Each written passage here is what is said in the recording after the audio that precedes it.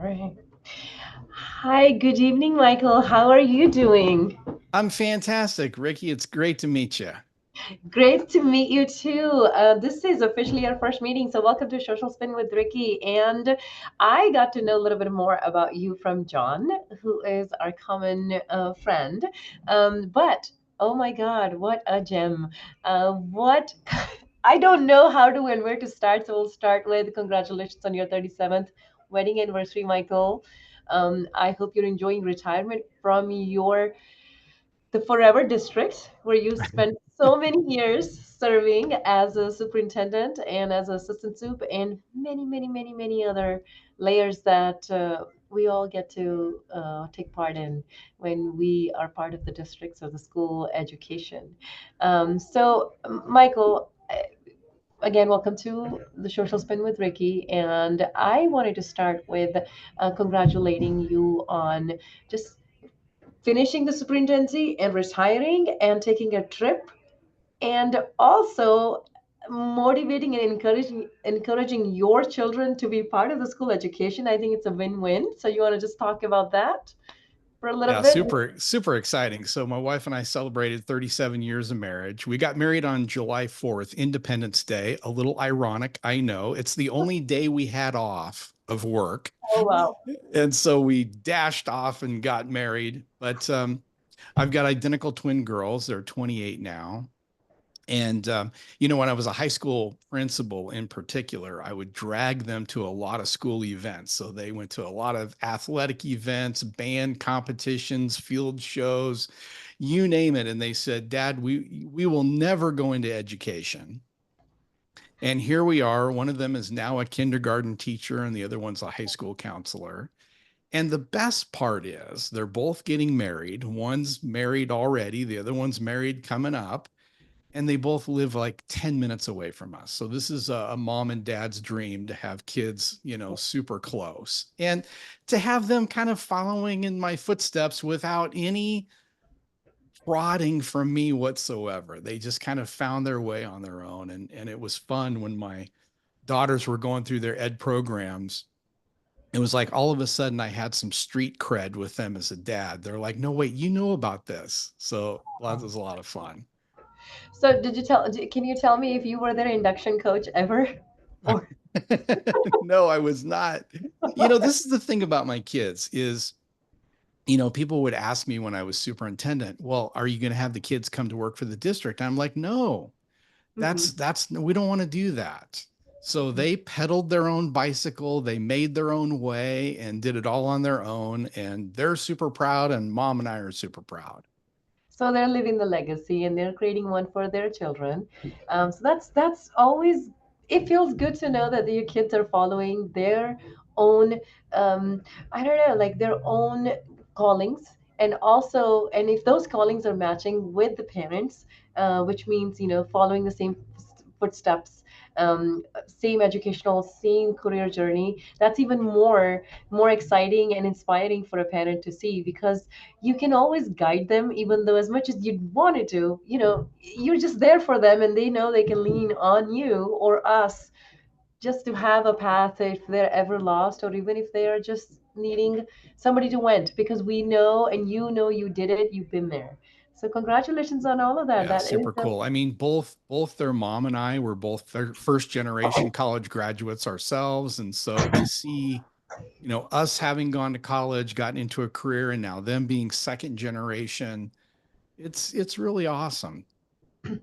it. Yes, I'm fingers crossed. We make sure that we look at every child and we say you can be whatever you want to be. And I guess we're living that dream, and you're living that dream, and you're watching it. So that's a huge as an educator. So before we get into, I mean, other than personal accomplishments, you have a lot of professional accomplishments. I mean, you were invited at the White House to speak about certain things about STEAM, about forcing collaboration. So, can you tell us a little bit about how did that transition from being the superintendent of Verde district for almost 9 years, and then 6 years as assistant soup, been to White House? I mean, it's a huge accomplishment just to represent your own district over there and to represent the population, especially the social economic disadvantaged population, and such a big platform. Yeah, no, I appreciate that. Yeah, it was, I mean, two different White House initiatives. The first one was on college access. Arnie Duncan was the Secretary of Education at the time. President Obama was in office. Um, and basically, Arnie Duncan called our county superintendent. My school district resides in Riverside County, and said, "Are you aware that of the 25 largest metropolitan areas across the nation, that Riverside County in the Inland Empire has the lowest post-secondary graduation rates of those 25 metropolitan areas?" And we said, "No, we didn't know that. We would have guessed, not to throw any shade, but we would have thought maybe it was the South or maybe up in the Rust Belt." Turns out it was right in our own backyard. And that was definitely a calling to dive into that work and say, okay, what can we do? And so obviously this was not done by myself. All great things come with a team of talented individuals, which I was fortunate to be a part of.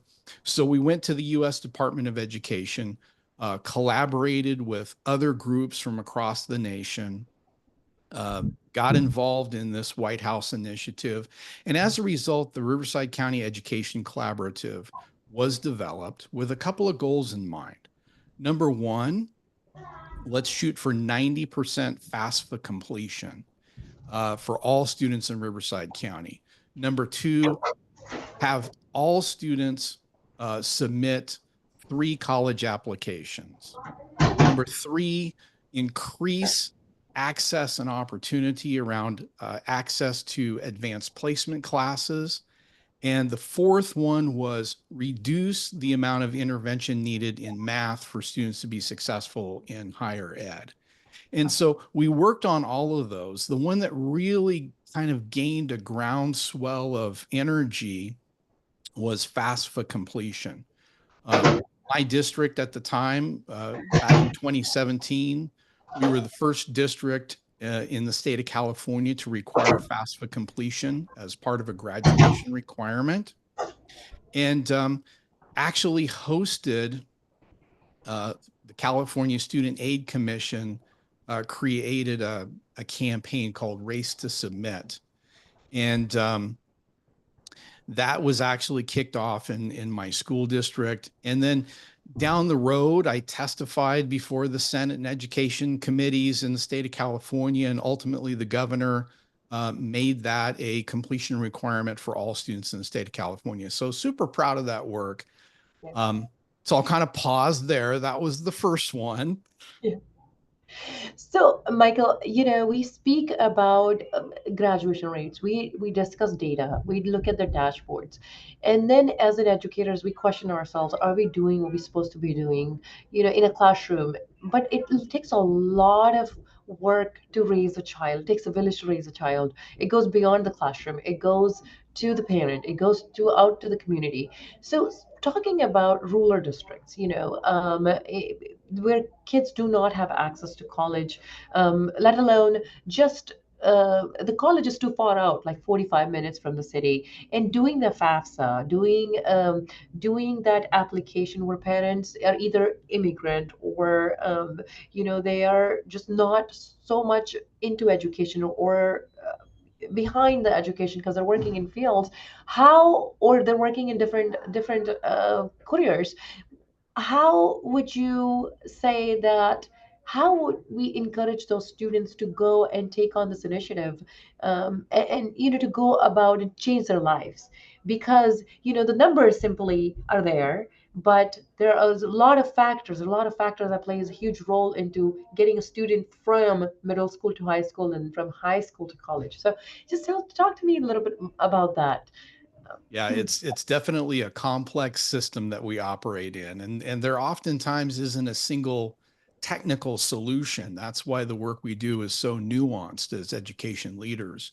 One of the things we did to address the question, which was a common question, is, what about our mixed status families? What about our undocumented families? How do we do that? The best thing we did is we partnered with a grassroots legal organization called TODAC, which has been in our area for like 30 years. And they really work to support newcomers and new immigrants to our community where my school district was at.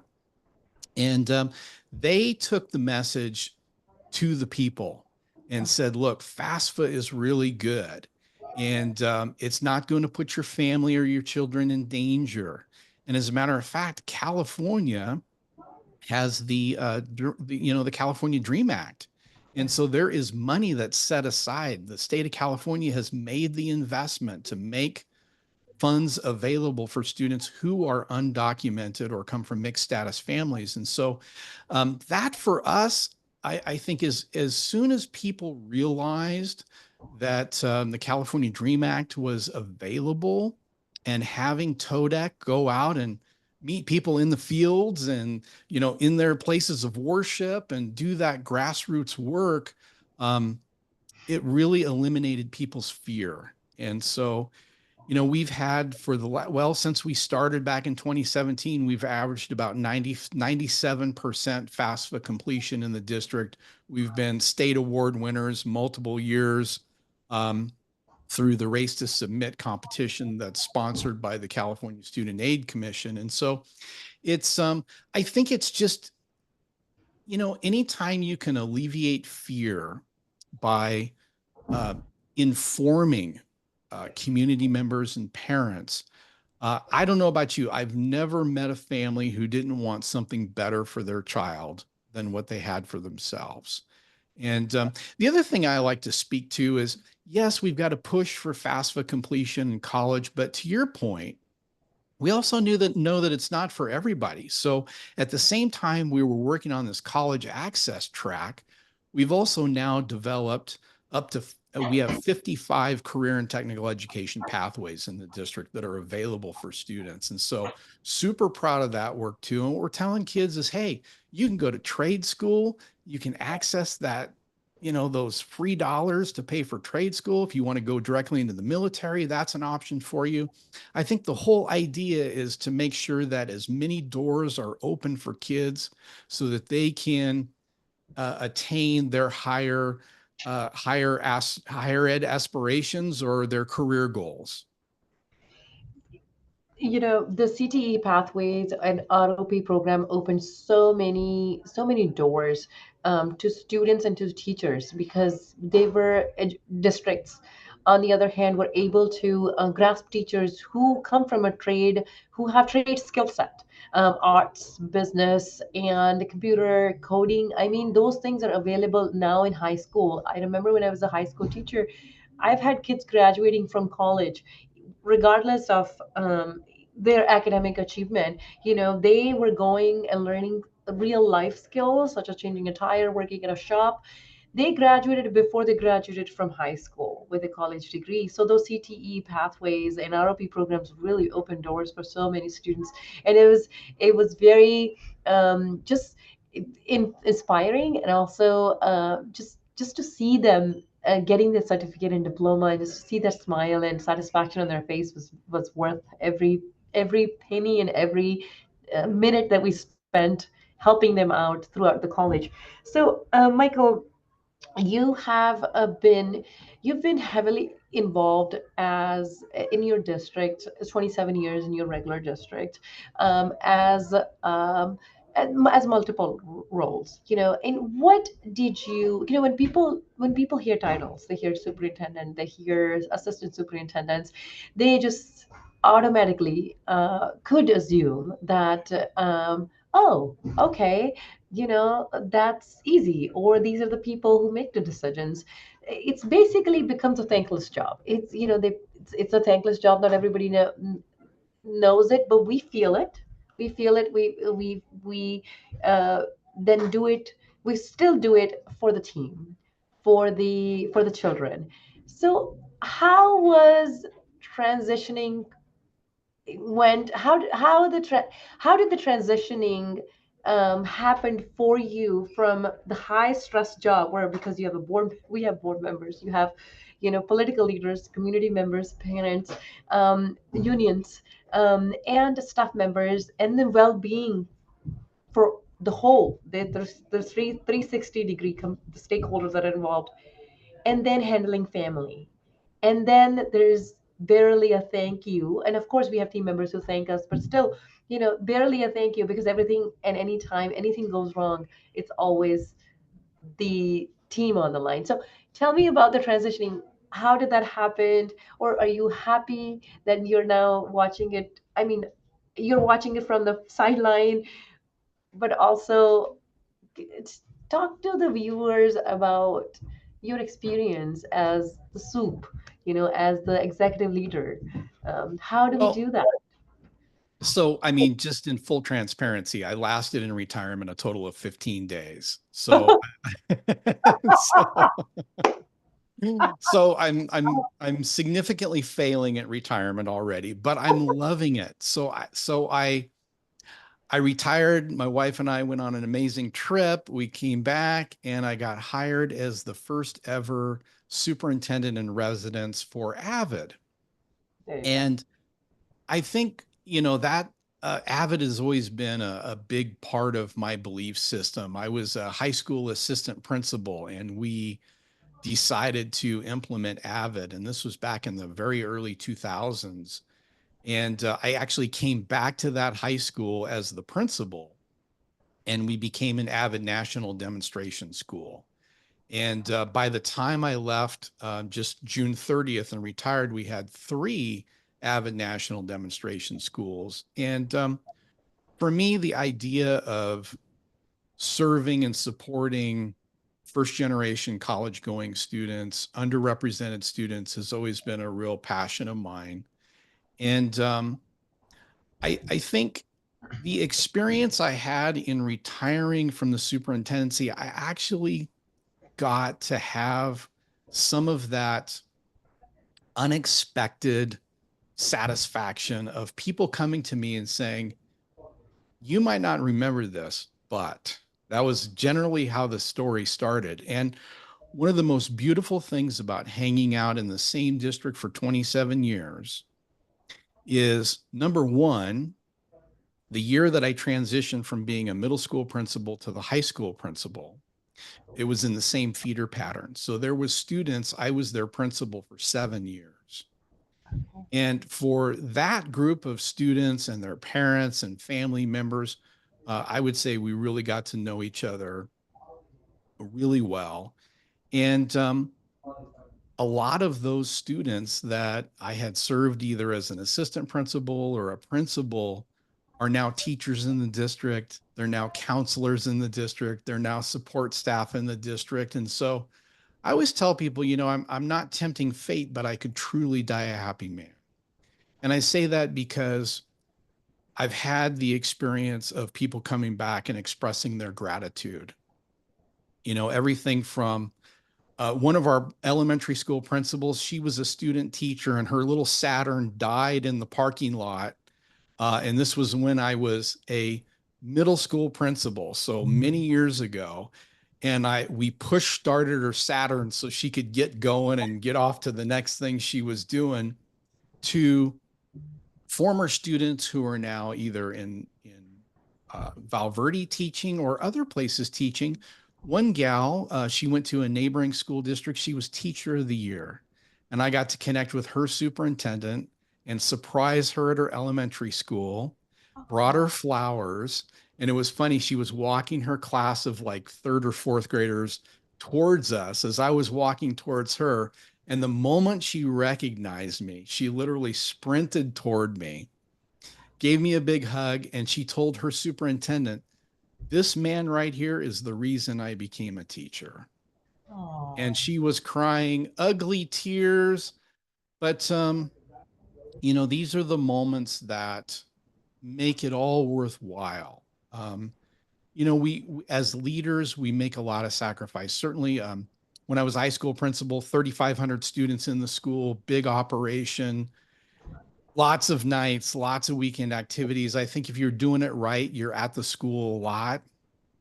Certainly the same thing as superintendent. You're out and about. It's important to be visible, be accessible. And I tell people, teachers are some of the most creative people in the world. And if we're not seeing what they're doing and giving them a voice at the table to be those innovators within the school system, then we aren't doing our jobs. And so, one of my favorite things I committed to is every year I would visit all 900 plus classrooms every year. So I was visiting at least 900 classrooms a year, and I did that mostly to say how grateful I was for the work that the teachers were doing. But I also kept an eye out. And the eye out part of it was I saw some incredible practices happening. I would file those away and say, okay, what can we scale district wide based on what I saw? So that was a really long answer to a short question. But the bottom line is I had the opportunity through my retirement to have my heart just completely filled. And that was beautiful. Oh, thank you, Michael. So, what do you say, regardless of, you said you visited 900 classrooms a year, right? On top of that, you've had a lot of meetings. I'm sure you have a lot of deadlines because, reporting is not ending in the state of California.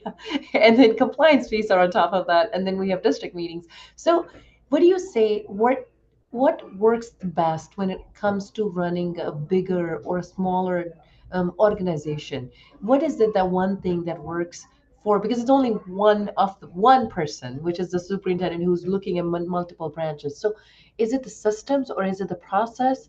What works the best when it comes to running a district? Um, I think I can just share my experience. And what I tried to do was create a listening learning organization, which required systems and structures to give our people a seat at the decision making table. And so we had a district learning team. We had 23 schools. All the schools had site learning teams that included certificated and classified staff, um, looking for opportunities to build capacity and build relationships. And so I think when people feel like they have a seat at the table, their voice is heard, it instead of thinking about things from an accountability lens, when I think about accountability, I always think like, oh man, somebody really messed up over there. So now, effective immediately, we've all gotten those memos. We have to do something different. What I like to talk about is building a sense of personal and collective responsibility. And when people have a hand in the decision making process and they make real decisions, not fake decisions, um, it gives people a sense of responsibility to the goals of the school district. And so I think we spent a lot of time thinking about the systems and structures that would allow for that collective voice and true collaboration to happen around major decisions that need to be made. It's almost like I could say it just succinctly like this. Those closest to the work should be leading the work, and those closest to the work in school districts are teachers. And Yes. so they are absolutely the greatest resource that we have in education. Thank you, Michael. Thank you. Yes, that's huge. Having a voice and a choice at the table, and knowing that I'm being heard and seen, it makes a difference.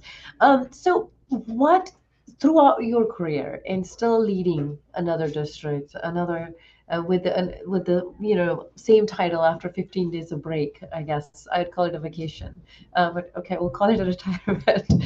uh, what do you think has changed uh, for an educator, all those years to now? What has changed in education for an educators? What would you say with your experience? Yeah, I think that we're at a time right now in society where there's a tremendous amount of divisiveness happening. And so when I first I man, I started going to board meetings in 1997 in Verde Unified School District. So I've been to literally hundreds and hundreds and hundreds of board meetings over those 27 years. And I think that board members today um, very much want to take a more active role in the day-to-day operations that I saw, previously. And so I think that's a change.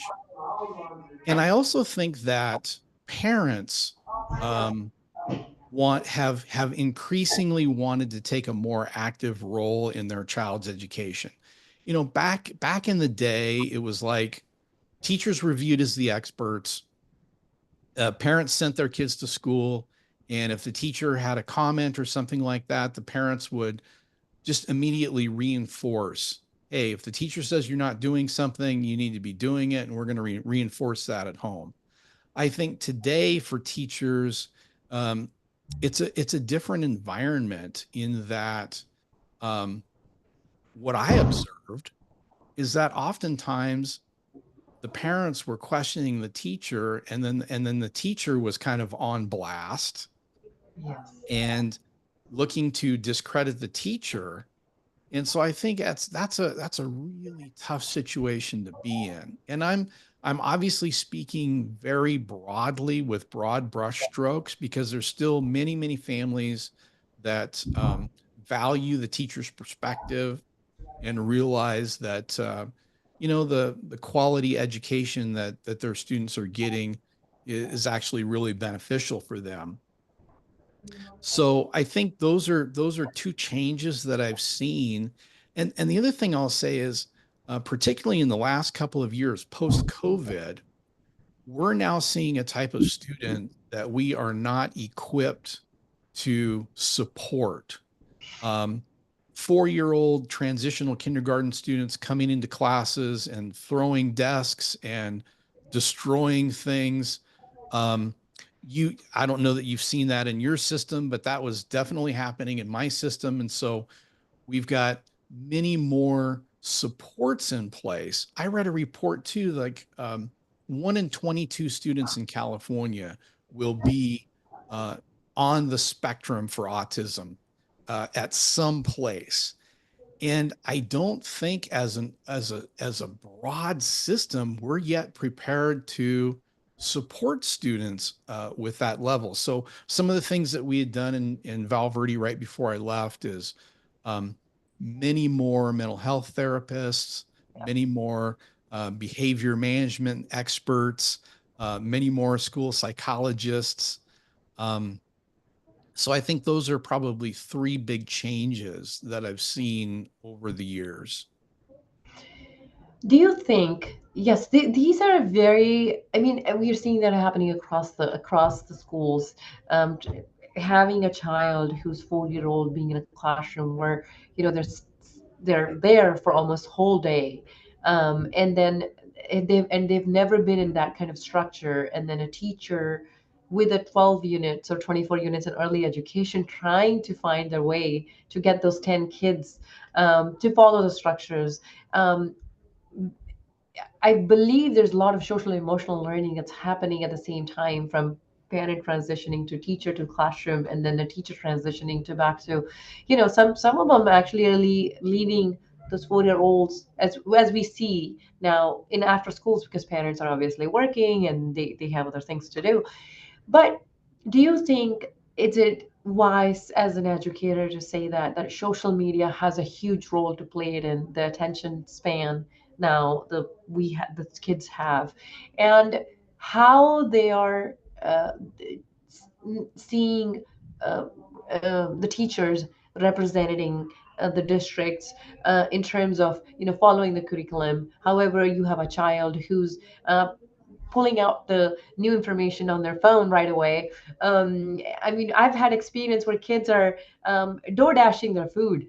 I I did not know that until they were leaving for PE and somebody stopped and they're door dashing the food, and we had to um, really rethink the policy of how we are incorporating that into into our school or into our district. So do you think social media and then having the abundance of knowledge that's not verified, uh, is one of the root cause of this problems, because they're watching these 30-second shorts and their attention span is only 30 seconds, and being in a classroom for like 36,000 minutes for a year, where they're paying 50-minute ELA attention to 50-minute ELA and math lessons. What do you think? Do you think that's what you see, or that's what you hear people talking about? Yeah, I mean, Um, we definitely hear that. And look, I'm a huge lover of technology. I mean, we were one of the first Google reference districts in the nation. I just finished a year being a Google fellow, I a see that. Google GSV fellow, and so I love technology. I love artificial intelligence and all the hope and promise that that has. But I also remember the words of Lev Vygotsky. And most educators will know Lev Vygotsky for the zone of proximal development. But I think the deeper work that he did was around this idea that learning is inherently a social activity. Mhm.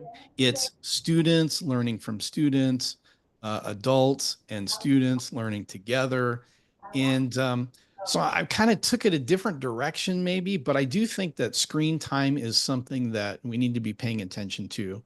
I do believe that social media definitely has had an impact.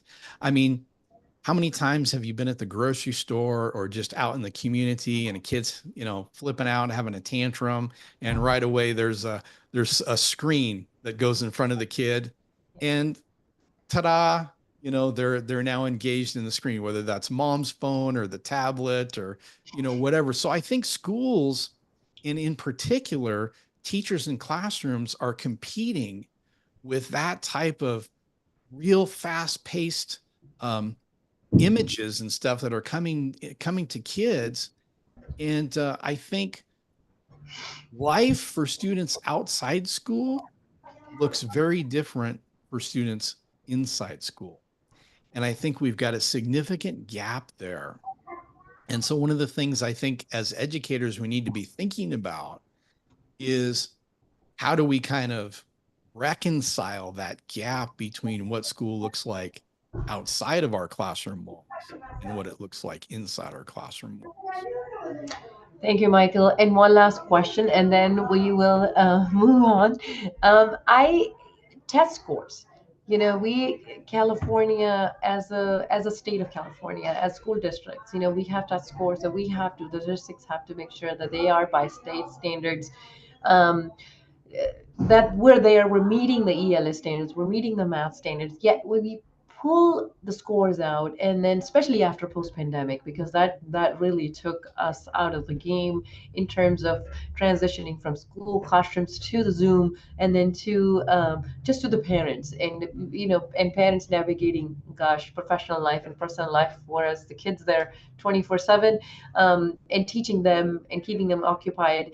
They actually learned what teachers do. So that was kind of a blessing in a way. However, this test scores, I hear, because my experience my background is in industrial organizational behavior psychology, which is actually shows the causes and effects of why a person is doing certain things and in what manner.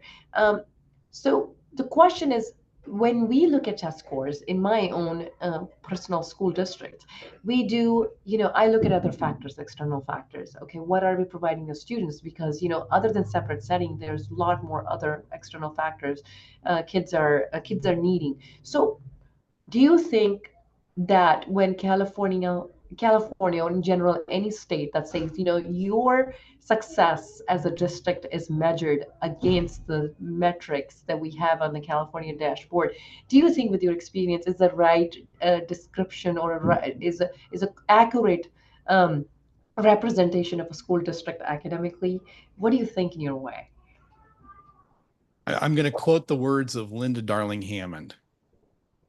We've inherited a legacy accountability system that's still based on a very narrow definition of what student success looks like. And that's reading, writing, mathematical computation, and a tiny bit of science. And I think as educators, we know that there's so much more to children than what they can do in those areas. In fact, I think that, every one of our kids has these beautiful and unique gifts. The challenge is there should be some sort of an accountability system. And I think about this like, if I'm a taxpayer, which I am in the state of California, and 41% of the state's budget is directed towards education, there needs to be some feedback loop where we're showing we're doing something. And I think the reason that our accountability system is such is it comes down to what can you do quickly and efficiently and with a limited budget. Mhm. And even though the assessment budget is huge, to try to do something that is more authentic for students costs a ton more money and takes a ton more time. So I think that the State Board of Education in California, they are listening and trying to make some adjustments. One of the biggest areas I've seen growth is the College and Career Indicator, the CCI. Tremendous more flexibility in that with the specific ways that school districts can meet that. But I still think we're struggling as a nation with these legacy accountability systems. And I don't think it's doing kids or schools a favor. And so it's almost like, when you're a superintendent, you're trying to balance having one foot in the accountability system so that you can show progress. And this is ultimately how we're judged very publicly. And then having another foot in innovation. And a lot of times there's a tremendous amount of tension between compliance and innovation. And so what I was trying to do as I was, concluding my career in public education was to have something that we called the portrait of a graduate. And that portrait of a graduate was really our North Star. It's what our community came together and decided was important for our students to leave Val Verde with these skills and dispositions and attitudes. And for us, it was communication, collaboration, creativity, critical thinking, and flexibility. And we chose to use the vehicle to get our students there through STEAM. So science, technology, engineering, arts, and math. All 12 of our elementary schools had STEAM labs. Middle schools had STEAM labs. High schools, the 55 career and technical education pathways.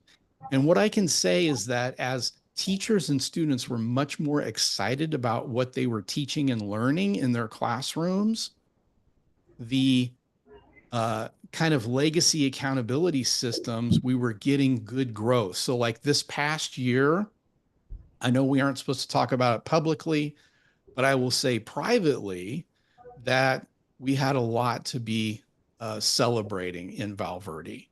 So doing something differently takes a lot of courage, but kind of taking intense um, the intense pressure of the accountability system, not asking teachers to ignore that. I mean, it's teaching is about the art and science of teaching. So it's a really good teacher who can blend student interest and match that to the standards and then teach that. And if kids are doing that through STEAM activities, Yes. then they actually get excited and the Yes. teachers get excited.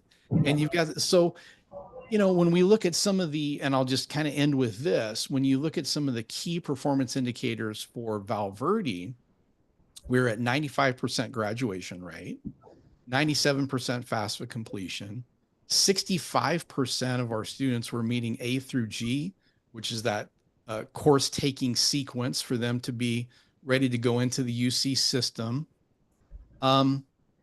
Lots of really good macro key performance indicators. So at least it was showing that our direction wasn't having a negative impact on student outcomes. Yes. Wow, we talked about nationally speaking, at representing the districts from a call that says a graduation rate is low or below just overall nationally, to taking them to 96% of FAFSA completion, to 65% to A to Z completion, and then 98% college graduation rate. So that's just amazing, Michael. I mean, we spoke about SEL component. We just spoke about family life balancing, um, bringing the classroom outside the classroom to the families, and bringing families to the classrooms. I mean, there's a lot here that I got to learn, and I guess our viewers could learn more. So, but Michael, thank you so much for being on this podcast and sharing your insights. Tons of knowledge. I really hope we get to do it again, and we get to pick your brain on so many things that you do other than serving on multiple boards, other than getting multiple awards as a teacher of the year, admin of the year, representing AXA, AASA. Oh my gosh, I mean, it's just never ending list. So, but thank you so much for taking our time and just answering all these questions as we navigate these challenging yet fruitful times in education. Oh, you got muted. I'm sorry. I don't know what happened. Oh yeah, got to keep hope alive. Thanks so much. Thank you. Thank you.